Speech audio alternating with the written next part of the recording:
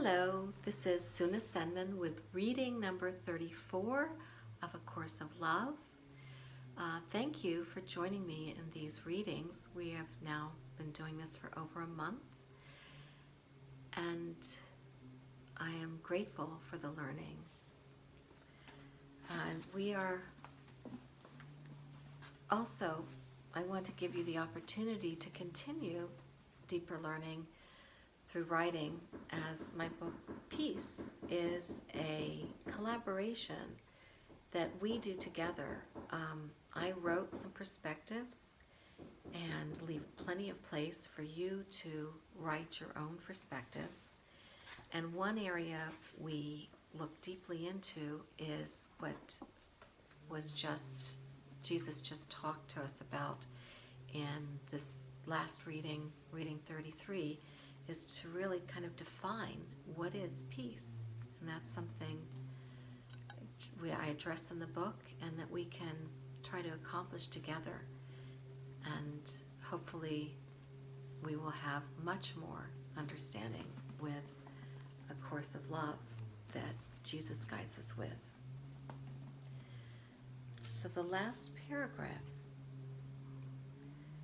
Situations too are relationships. When peace enters your relationships, situations too are what they are meant to be and seen in heaven's holy light. No longer do situations pit one against another, make it impossible for anyone to achieve what they would achieve.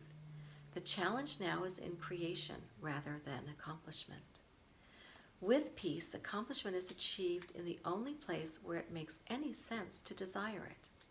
With your accomplishment comes the freedom and the challenge of creation. Creation becomes the new frontier, the occupation of those too young to rest, too interested in living still to welcome the peace of dying, those who could not change the world one iota through their constant effort, in peace create the new world anew. Here they find the loveliest of answers to their questions.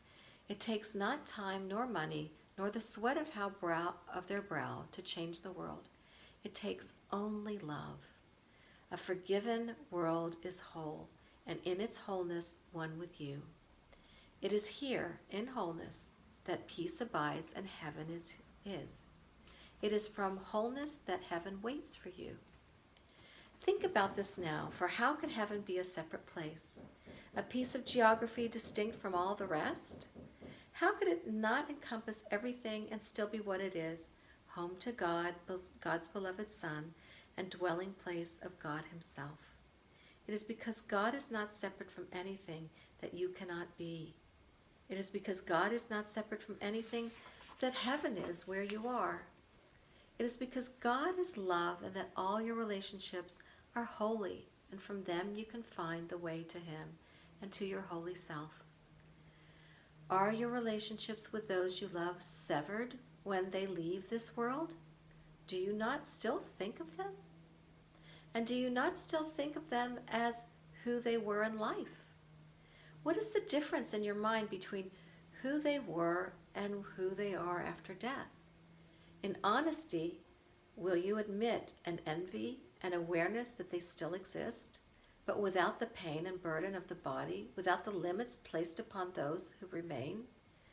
You imagine them still in bodily form, perhaps, yet you imagine them happy and at peace. Even those who claim not to believe in God or in an afterlife of any sorts will, when prompted to be truthful, admit this is an image that lights their mind with peace and hope.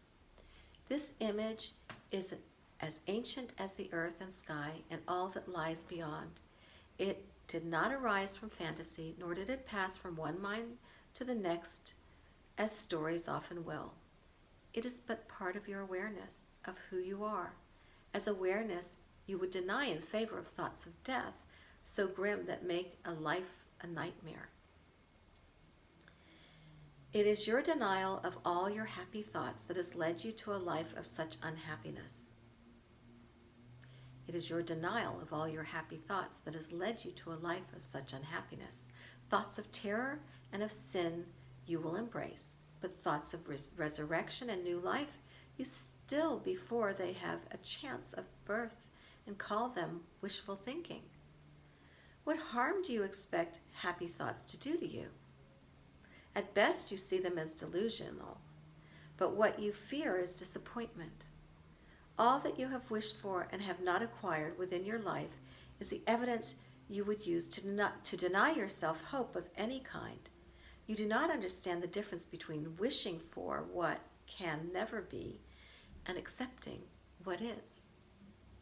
You do not understand the difference between wishing for what can never be and accepting what is. The world cannot fail to disappoint you, for your conception of it is based upon deception. You have deceived only yourself, and your deception has not changed what it is, nor will it ever succeed in doing so. Only God and His appointed helpers can lead you from this self-deception to the truth. You have been so successful at deception that you no longer see the light unaided. But join your brother, and the light begins to shine. For all are here to aid you. This is the purpose of the world and of love most kind, to end your self-deception and return you to the light. And that is the end of the chapter of forgiveness and joining. Give yourself some deep breaths and peace and quiet, and enjoy today.